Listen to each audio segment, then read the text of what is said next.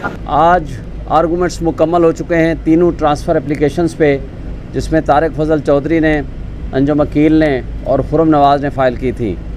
आज आर्गूमेंट्स के अख्ताम पे आकर कहते हैं कि हम तो ये कह ही नहीं रहे कि जज बायस हैं। सबसे बड़ी इम्पॉर्टेंट बात यह है कि आपको केस ट्रांसफ़र कराने के लिए 2 ग्राउंड्स होती हैं। बहरहाल एक बात पहले इसके बारे में मैं बता दूं कि केस आर्गूमेंट्स मुकम्मल हो गए हैं, रिज़र्व फॉर आर्डर्स हो गया है। आज वो करते हैं या कल करते हैं, जो भी आर्डर आएगा हम आपको बता देंगे। लेकिन एक बात बता दूं कि 2 ग्राउंड्स होते हैं, लीगल ग्राउंड्स, जिसको कानूनी वजूहात कह सकते हैं, वो सिर्फ 2 होते हैं। एक ये है कि किसी जज का कन्फ्लिक्ट ऑफ इंटरेस्ट हो, यानी वो जज इलेक्शन ट्रिब्यूनल का हो, हाई कोर्ट का जज हो, सिविल कोर्ट हो या सुप्रीम कोर्ट का जज हो।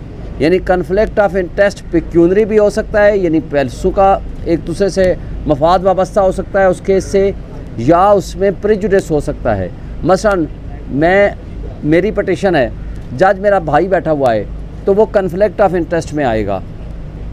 या ऐसी पटिशन है जिसमें, कोई भी पटिशन हो जिसमें वो जज साहब का सगा भाई या वो जज साहब ख़ुद पार्टी हो, जिससे उस पटिशन से उसको फ़ायदा मिल सकता हो, ये कन्फ्लिक्ट ऑफ इंटरेस्ट होता है।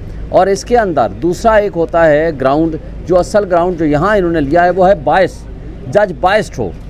बायस्ड का मतलब है मुतासिब हो, तासुब रखता हो। बायस्ड किस तरह होगा? वो 2-3 सूरतें हो सकती हैं। वो जज के बायस्ड होने के बारे में उन्होंने वो कहा कि हम ये नहीं कहते कि जज बायस्ड है, और अगर जज बायस्ड ही नहीं है तो आप ट्रांसफ़र एप्लीकेशन क्यों लाए हैं? इसका मतलब ये हुआ कि ये ट्रांसफ़र एप्लीकेशन सिर्फ इसलिए लाई गई है, उन कठपुतलियों को ये पता है कि उनको अगर फॉर्म 45 जमा कराना पड़ा, एफिडेविट देंगे तो वो जेल जाएंगे। आपको याद होगा पिछली तारीख पे आप ये कहते रहे कि जनाब हमें कहा गया एफिडेविट दें, अगर एफिडेविट झूठा निकला तो पर्चा हो सकता है। भाई अगर आप जाली कागज़ बना के लाएंगे, जाली फॉर्म 45 लाएंगे और जाली एफिडेविट देंगे, तो फिर आपके ख़िलाफ़ तो पर्चा कानून कहता है होगा। लेकिन आप डर किस बात पे रहे हैं? डर इस बात पे रहे हैं कि इस कठपुतली हुकूमत ने ये जो मुसल्लत किए गए हैं 17 सीटों वाले को, शहबाज शरीफ को प्राइम मिनिस्टर बनाया गया। अब उन्होंने क्या तरीका वारदात अडॉप्ट किया है कि जी रिटायर्ड जज भी लग सकते हैं, और वो रिटायर्ड जजेस लगा के अपनी पसंद का, ताकि वहाँ इन केसेस को या लंबा करें या इनको हश अप कर सकें। आज हमने इस्लामाबाद हाई कोर्ट में 3 प्रेयर मांगी हैं। एक ये कि सेक्शन 151 की जो इनकी पावर है ये एक्सरसाइज नहीं कर सकते इलेक्शन कमीशन, इसलिए कि इलेक्शन कमीशन ख़ुद पार्टी है उन प्रोसीडिंग्स में। ये कैसे, यानी ये ख़ुद कह दें कि नहीं जनाब ये जज मुझे कबूल नहीं है, पसंद नहीं है, लिहाजा इसके पास मेरा केस ना चले, वो तो नहीं कह सकते।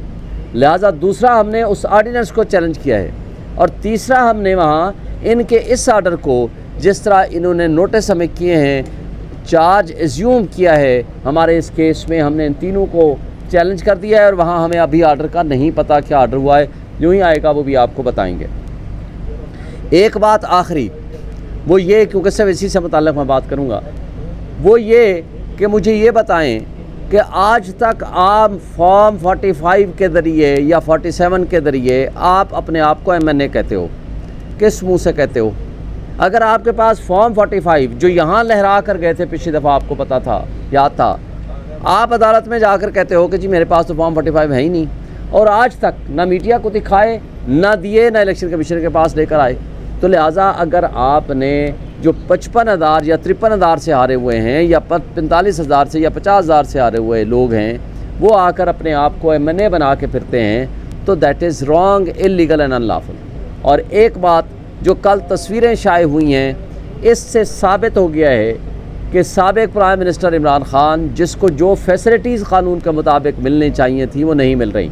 आपको याद होगा इस कठपुतली हुकूमत के ज़माने में, या पिछली वो चोर हुकूमत PDM 1 की सूरत में, ये कहते थे कि जी कोई 5 स्टार होटल की फ़ैसिलिटीज़ हैं। कल आपने देखा वो 5 स्टार होटल का कमरा, जिसकी दीवारें, जिसका वाशरूम ओपन, जिसकी कोई अलमारी नहीं वहाँ, जिस तरह कपड़े टंगे हुए हैं, और ये है वो कमरा जहाँ कोई वेंटिलेशन भी नहीं है, जहाँ धूप लगाने का सर्दियों में भी कोई इंतज़ाम नहीं है, और जिस अंदाज से उनको रखा गया है लेकिन इस सब कुछ के बावजूद इमरान खान डिटर्मिन्ड है। उसने कहा है ना मैं इन चोरों के साथ डील करूँगा, ना मैंने मुल्क छोड़ के भागना है।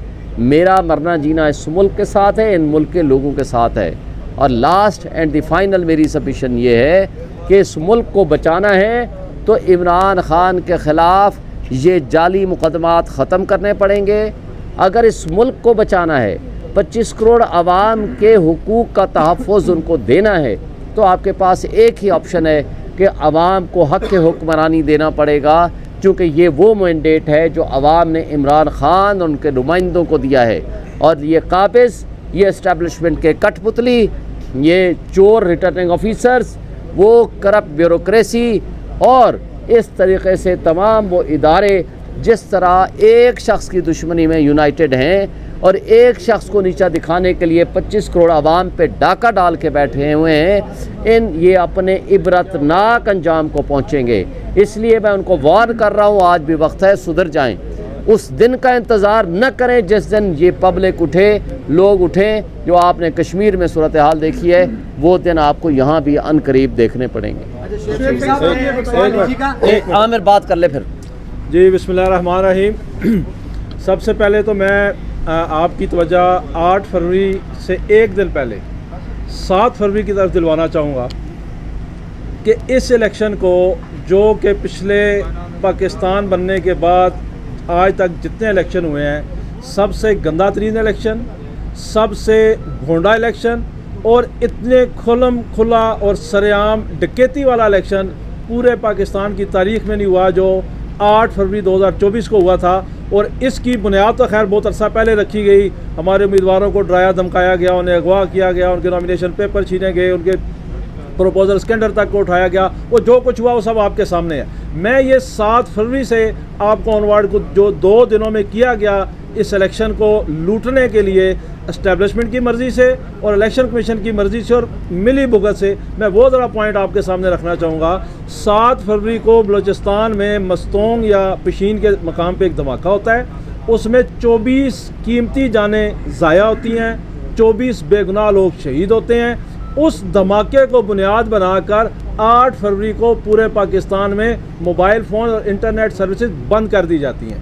इससे पहले कभी किसी एक धमाके पे उस इलाके के मोबाइल फ़ोन तो बंद कर दिए जाते हैं, पूरे पाकिस्तान के फ़ोन कभी बंद नहीं हुए। उस धमाके को जवाज़ बनाकर 8 फरवरी को फ़ोन बंद किए गए, इंटरनेट बंद की गई। और उस दिन जब इलेक्शन का प्रोसेस कंप्लीट हो गया, सारे फॉर्म 45 हमने ले लिए, तो 9 तारीख को फिर इन्होंने जो है वो फॉर्म 47 पर रिज़ल्ट चेंज कर दिया। अब मेरा क्वेश्चन ये है आप सारे मीडिया के सामने और कौम को मैं ये बताना चाहता हूँ कि इन्होंने ये फ़ोन क्यों बंद किए थे। फ़ोन इसलिए बंद किए थे कि इन्होंने जो CMS सिस्टम बनाया था कि जिसमें एक एप्लीकेशन के ज़रिए जो गालबन 36 करोड़ रुपए का इलेक्शन कमीशन ने ख़रीदा था कि हर प्रिजाइडिंग ऑफिसर जो अपना फॉर्म 45 है उसका स्नैपशॉट, उसका स्क्रीनशॉट अपने RO को और ECP के ऑफिस में भेजेगा, ताकि वो स्नैपशॉट और वो स्क्रीनशॉट ना भेज सके। इसलिए ये फ़ोन और इंटरनेट उस दिन बंद किए गए। और इसके लिए 7 तारीख को जो धमाका किया गया, जब भी पाकिस्तान में एक आज़ाद हुकूमत बनेगी, तहरीक इंसाफ की हुकूमत बनेगी, इस इलेक्शन की जो तहकीकात हैं वो 7 फरवरी से शुरू होंगी कि 24 कीमती बेगुनाह लोगों की जानें इसलिए ज़ाया की गई कि वो धमाका करके उसको जवाज़ बना के 8 तारीख को फ़ोन बंद किया जाए और फिर फ़ोन बंद करके और इंटरनेट बंद करके वो एविडेंस ज़ाया किया जाए, ताकि वो स्नैपशॉट और स्क्रीनशॉट जो कि प्रिजाइडिंग ऑफिसर्स ने ROs को और ECP को भेजने थे वो ना भेज सकें और वो एविडेंस के तौर पे ना इस्तेमाल हो सकें, ताकि हम अगर वो उस दिन फ़ोन ना बंद किया जाता, उस दिन इंटरनेट ना बंद किया जाता, तो हमारे पास सिर्फ फॉर्म 45 ना होते, बल्कि हम कहते हैं कि अपने प्रिजाइडिंग ऑफिसर का मोबाइल फ़ोन लेके आएँ और चेक करवाएं कि उसने कौन सा स्क्रीनशॉट या स्नैपशॉट भेजा है। तो ये आपने जहन में रखना है, जब भी एक आज़ाद हुकूमत बनी, जब भी तहरीक इंसाफ की हुकूमत बनी, इंशाअल्लाह इस 8 फरवरी 2024 के पाकिस्तान के मुतनाज़ा तरीन इलेक्शन, पाकिस्तान के फ्रॉड इलेक्शन, पाकिस्तान का सबसे बड़ा डकैती से लूटे हुए इलेक्शन की जो तहकीकात हैं वो 7 फरवरी के उन बलोचिस्तान के 24 बेगुनाह लोगों की शहादत से शुरू होगी। अब मैं आता हूँ आज की बात पे। आपको शेख हुसैन साहब ने बता दिया है, सवाए तो नैब वाला केस हुआ है, तो इस हवाले से क्या कहेंगे? क्या ऐसा रहा कि आप पे तनकीद या फिर आपका सवाल उठाया जा रहा है कि जो टीवी पे तो ये आके बहुत सी बातें करते हैं, आए ना मेरे सामने आके जो आप तो ऐसा क्या था कि जो हैदर सिराज साहब टीवी पे बात तो हम ज़रूर करते हैं, लेकिन मैं उस केस में जाऊंगा जिसमें मेरा वकालतनामा होगा। ख्वाजा हारिस साहब सीनियर वकील हैं, हमने उनको हायर किया था, उनको इंगेज किया था on behalf of Imran Khan, हमने उनको वकील इंगेज किया है। अगर उनको वकील नहीं रहेंगे तो इमरान ख़ान जिसको वकील बनाएंगे वो उसमें पेश होगा। नंबर 1 ये पार्टी पॉलिसी भी है, ये कानून भी है, ये कायदा भी है। बल्कि काजी फ़ाइज़ा साहब जब से चीफ जस्टिस बने हैं इन्होंने एक उसूल और बना लिया है, एक से ज़ायद वकालतनामे भी एक्सेप्ट नहीं होंगे।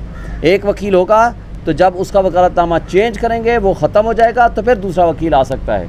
तो लिहाजा जब वो वकील मौजूद थे तो इस वजह से हम नहीं पेश हुए, हम प्रोसीडिंग्स अटेंड करते रहे, नहीं पेश हुए।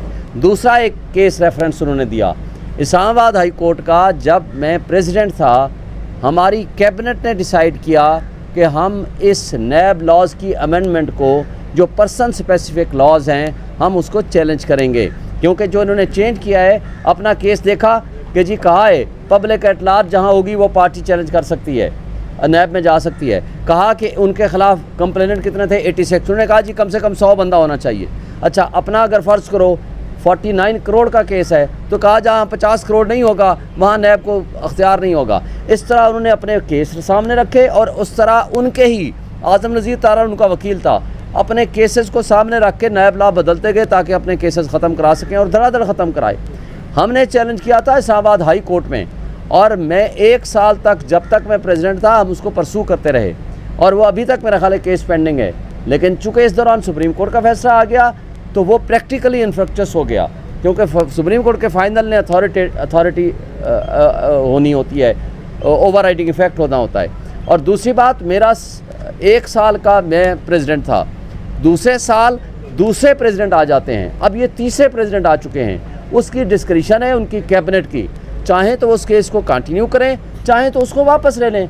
चूँकि that was not in my personal capacity होता तो मैं जाकर वापस लेता, क्योंकि सुप्रीम कोर्ट में ये मैटर सब फाइनलिटी अख्तियार कर चुका है और मज़ीद कर लेगा इस अपील के बाद। इसलिए चूँकि जज साहब को ये बातें पता नहीं थी तो उन्होंने इस हवाले से ये बात शेख शाहीन साहब ये बताएं कि यहाँ से जो उन्होंने प्ली ली हुई है कि नया ट्रिब्यूनल तश्कील दिया जाए या केस को किसी दूसरी जगह पे ट्रांसफ़र किया जाए, कानून की खिलाफ वर्जी तो अपनी जगह, क्या आप वहाँ पे अगर नया ट्रिब्यूनल बनता है तो जज के ऊपर एतमाद नहीं है या आप समझते हैं कि ये जुडिशरी के ऊपर इन्फ्लुएंस कर रहे हैं और वहाँ पे अपने हक़ में फैसला ले लेंगे? देखें मसला ये है कि एक जज अपॉइंट कर दिया after consultation with the chief justice of Islamabad high court, उसके ऊपर उसने कॉग्निजेंस ले ली, उसका कसूर सिर्फ इतना है कि उसने कह दिया फॉर्म 45 ले आओ। अब फॉर्म 45 जब आप नहीं लाएंगे तो आपके ख़िलाफ़ तो फिर एक्शन होगा। अब आप फॉर्म 45 भी नहीं देना चाहते, अपना आप जवाब भी नहीं जमा कराना चाहते, आप अपना एफिडेविट भी नहीं जमा कराना चाहते, तो फिर किस कानून के तहत आप MNA बने बैठे हैं? वो भाई झूठे जाली MNA अगर बने बैठे हो तो लाएं ना, आप डिफेंड करें। तो आप उस जज से जब एक दफ़ा बेंच कॉन्स्टिट्यूट हो जाए, एक बात बता दूं, बहुत स्ट्रॉन्ग रीज़न्स चाहिए उससे ट्रांसफ़र करने के लिए। इसके लिए कई केसेस हैं। जस्टिस शौकत का केस है 1971 का, उसके बाद अकरम का केस है PLD 89 का, उसके बाद नवाज शरीफ का केस है, परवेज़ मुशर्रफ का केस है, आज मैंने आर्गू किया है। परवेज़ मुशर्रफ के केस के अलावा पिछले साल आपको याद होगा जस्टिस बंदियाल का केस है।